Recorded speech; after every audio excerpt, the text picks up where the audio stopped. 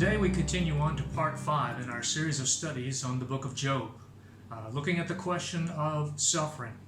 I'm Pastor Gregg of Grace Bible Church in Fort Worth, and I'm glad that you could join us today for this study from God's Word.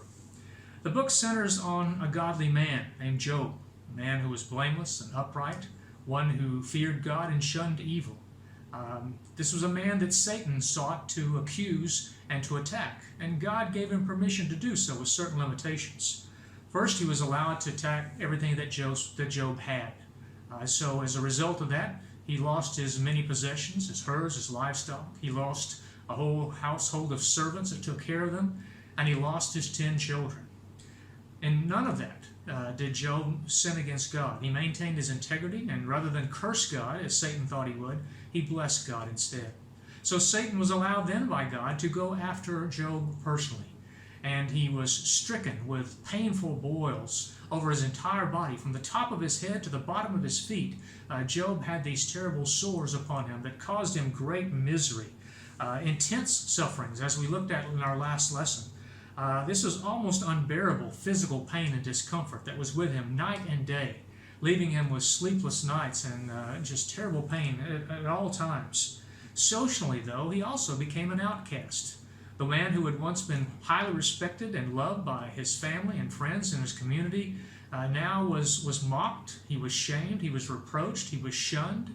Even his own family and friends, close friends, avoided him and didn't want to have anything to do with him. Spiritually, Job was left feeling attacked. He believed that God had attacked him and abandoned him, and he believed that it was done so unjustly because he didn't understand and didn't know what he had done. What sin have I committed, he asked God. And so that he struggled with this question of not knowing why. But Job did have 3 friends who were willing to come and visit Job. They didn't shun him. They didn't avoid him. They traveled from various places where they lived to come and actually visit Job and see him. We read about them in Job chapter 2, verses 11 through 13. We read in verse 11, "Now when Job's 3 friends heard of all this adversity that had come upon him, each one came from his own place. Eliphaz the Temanite, Bildad the Shuhite, and Zophar the Naamathite. For they had made an appointment together to come and mourn with him and to comfort him." So 3 friends heard about Job's adversity. You have to remember that Job had said that this was months that he had gone through this, months of futility. And so they heard about it, and they appointed a time, they agreed on a time when they would all come at the same time, and they would visit Job. They came to be with him, they came to mourn with him, to show that they were grieving for him, and they came to comfort or console him during all this trouble. Each one came from his own place. One of the men was named Eliphaz. The name Eliphaz means God is fine gold. He was a Temanite, likely a town that was in Edom. Edom was those who descended from Esau, Jacob's brother. The second man was named Bildad. His name means son of contention. And he was a Shuhite, a descendant of Abraham and Abraham's last wife, Keturah. And the third man's name was Zophar, which means a chirper or a sparrow. He was a Naamathite, a city that very likely was in probably a part of Arabia. Now their intentions were certainly good. They came to minister to Job in a time when he really needed someone. He was in pitiful circumstances, and they were willing to come. They were willing to be with Job when no one else would. Even friends and family were avoiding him. They came to mourn with Job.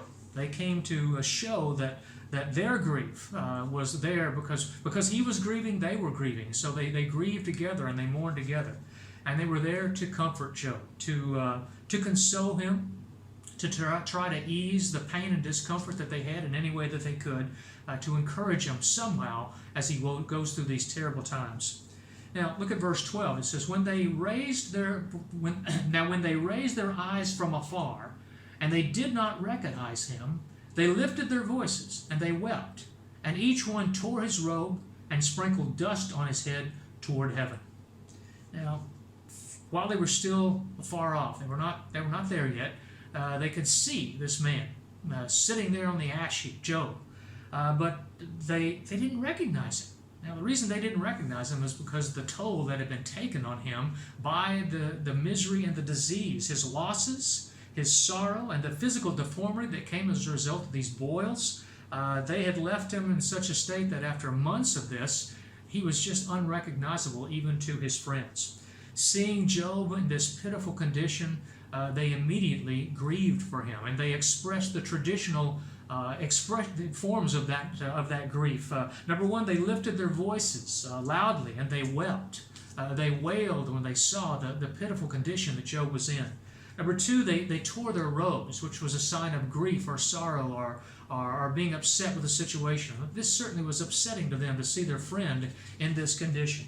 And thirdly, they sprinkled dust on their heads toward heaven, toward God. And this was again an expression of their lamentation, their grief, and their sorrow because of what had happened to Job, but this expression of it to God, almost like a prayer to God in doing this. And so they identified with him in this. Verse 13 tells us this, "And so they sat down with him on the ground 7 days and 7 nights, and no one spoke a word to him, for they saw that his grief was very great." They sat down with him. Now Job, I remember, was sitting on the ashes in an ash heap where the outcasts would sit, but they were willing to sit down with him there. And not just for a few minutes, for 7 days and for 7 nights they sat with Job. Now, why? It says because they saw, they realized, they appreciated the fact that Job's grief was great. He was in a miserable state, and they could see that. It's an interesting thing. Some people kind of question them for not saying anything. Say, well, you came to comfort him. Why didn't you speak words of comfort to him? But I tend to think that they knew when it was time to remain silent. Sometimes people don't want to hear words, even words of comfort or consolation. They just need someone to be with them. These 3 men, I think, had really good intentions when they first came, to sit with Job, to be with him, to mourn with him. And for 7 days, they could see he didn't need any words. He just needed somebody to be there with him as he went through this. And so they were there for him.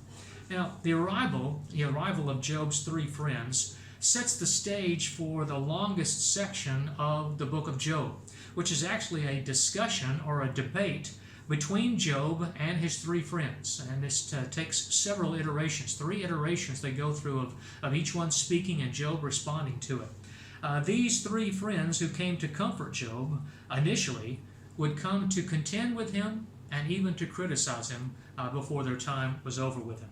The issue that they discussed, that they debated, that they contended over, was the reason for Job's terrible sufferings. Why was this happening? Job certainly wanted to know, but he wasn't going to be satisfied, I don't think, with what they had to say. The book of Job is classified as a book of poetry.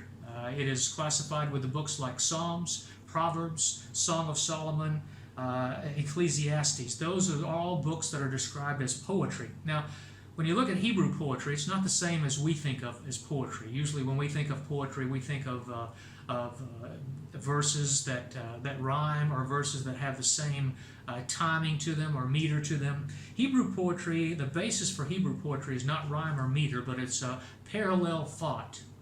Hebrew poetry is parallel thought. For instance, it could be lines that restate the same thought, maybe with different words or in a different way to try to express it a little clearer. It can be lines that contrast a thought so that you can see the opposite idea and better understand what the thought was. Or lines that will expand a thought so that it's more detailed. You give a thought in one line and then the next line gives more detail to express or explain deeper what the meaning of that thought is. Now, the first 2 chapters of the book of Job, which is the interaction between God and Satan, or Satan is allowed by God to bring these things into Job's life and to attack him in this way. Those first 2 chapters in that prologue are prose. They're not poetry. When we get to chapter 3, though, and going all the way through the last chapter and the 6th verse, chapter 42, verse 6, it's all poetry. Everything in that section is poetry. All the discussion between Job and his friends, and even the discussion later between Job and God, is all in the form of poetry. The last few verses of the last chapter, chapter 42, verses 7 through 17, go back once again to prose. In our next study, we're going to begin the poetry section of Job chapter 3. Now, you have to remember, poetical books are expressions of the experiences of God's people. They're expressions of their thoughts, their feelings, sometimes their desires, their fears, as they're seeking wisdom and understanding about the things of life, the things about God, the things about themselves, about righteousness and holiness and faith and love. That's what is expressed in these poetical lines. And so not everything that Job and his friends express is necessarily true. Now, it's an accurate record of what they said, but it doesn't imply that everything they said is true. The same thing is true in a book like Ecclesiastes, which gives us a viewpoint of man as he sees things living here on the earth under the sun. Now, Job is a dramatic poem. It's not like the book of Psalms or Proverbs. It is something that recounts actual historical events. So it's a historical account, even though it's in the form of poetry. These are real people that are described. These are real events. You see Job is referenced in both the Old Testament and the New Testament as a historical character. Ezekiel 14:14 and verse 20 talk about Job. I put him in the class with Noah, for instance. And in the New Testament book of James, chapter 5, verse 11, talks about you've heard about the sufferings and the perseverance and patience of Job. The discussion and the debate between Job and his three friends is initiated by Job's lamentation that we find in Job chapter 3.